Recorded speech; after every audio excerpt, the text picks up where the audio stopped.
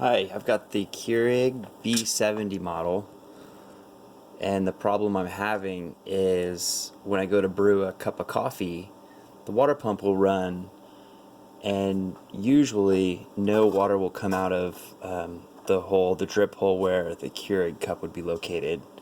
Usually it would come out of the right side vent hole right here and just cycle, recirculate from the reservoir, water reservoir, into the pump, and then through the vent back into the reservoir.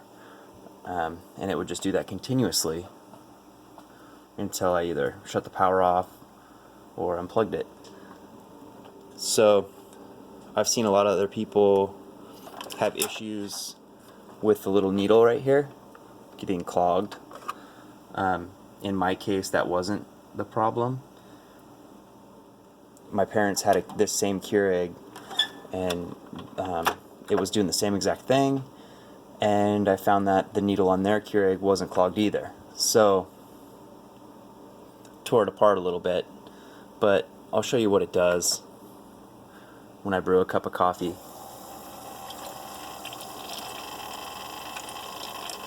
See a lot of water coming out of that right side vent, some water dribbling out of here. It doesn't always dribble out of here, but for whatever reason this time it is. And it kind of just stops, keeps going. So I'll shut the switch off, unplug it.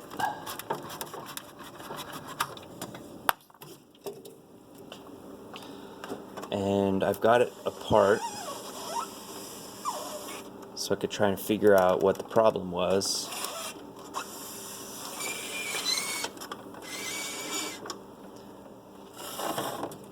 And you can see here's the water heating chamber, and I don't know if you can see, but it's full all the way to the top.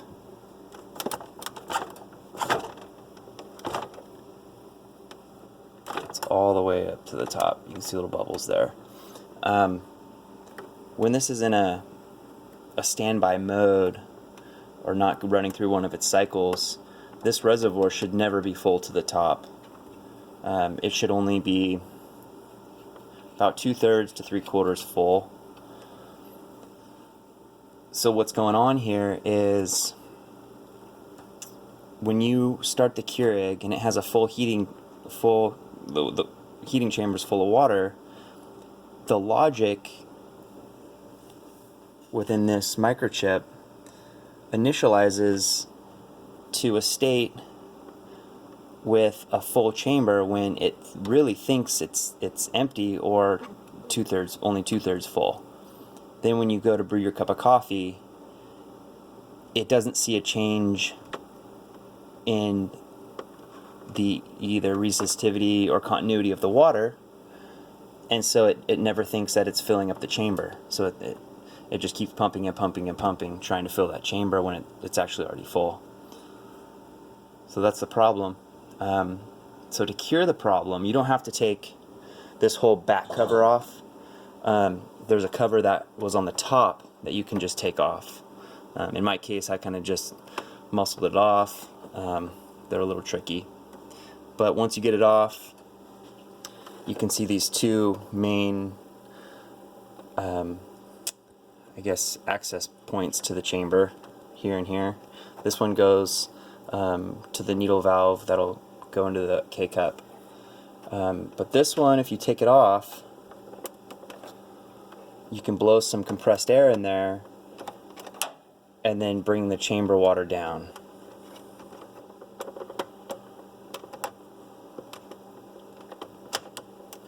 Like that.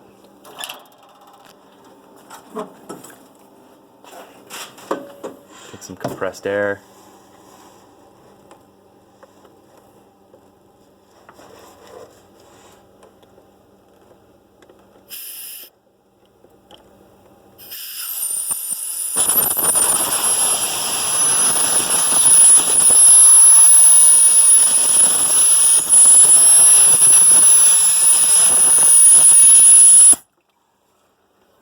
Okay, so now I've emptied it as far as it can go.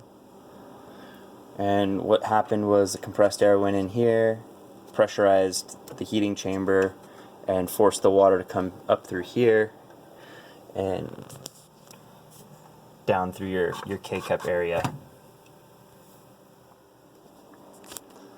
Then you can put this hose back on.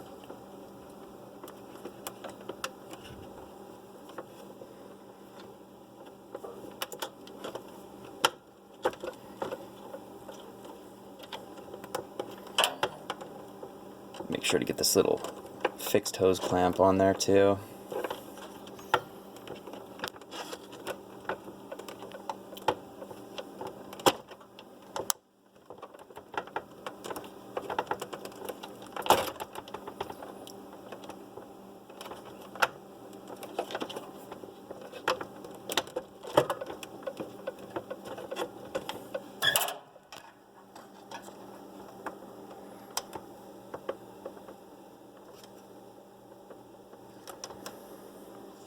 Back on like that. Okay. So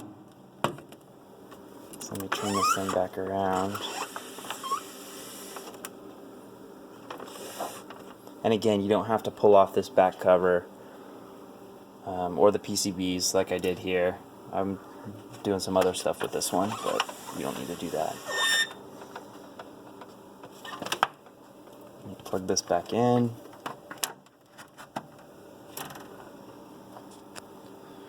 Turn the switch on.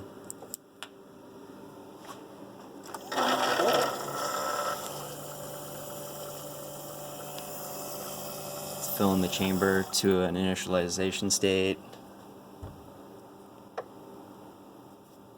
Now it's heating.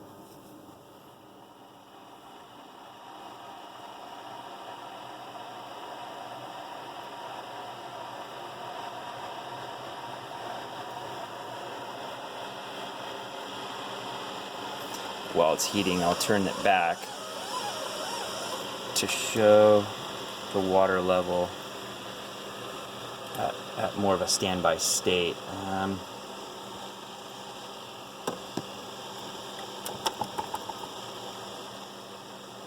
You can see it's only about 2/3 full in there. Ready to brew.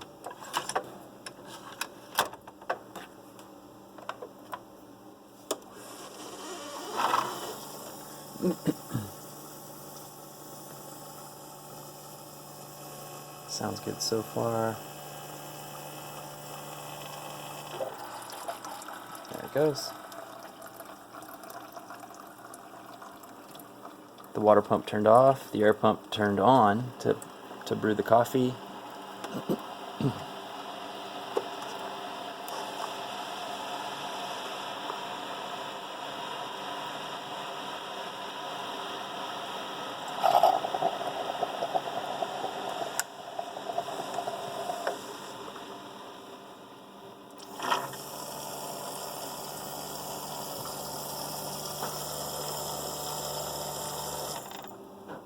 And the water goes back to that starting point and it stops.